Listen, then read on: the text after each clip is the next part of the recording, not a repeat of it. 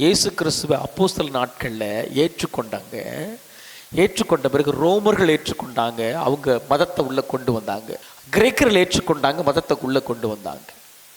அந்த ரோமர்களும் கிரேக்கர்களும் அந்த மதத்தை உள்ளே கொண்டு வரும் பொழுது அப்போஸ்தலருக்கு நம்மள மாதிரி உட்காந்து பேச ஆரம்பித்தாங்க.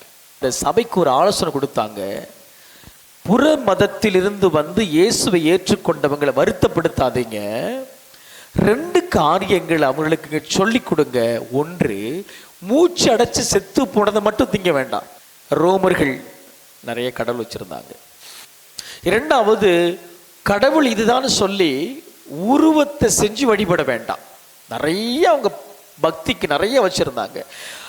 அதை சொல்லிட்டு அப்போஸ்தலர்கள் அந்த நாட்களில் சொல்றாங்க, இப்படி செய்வது பரிசுத்த ஆவிக்கும் எங்களுக்கும் நலமாய் கண்டது.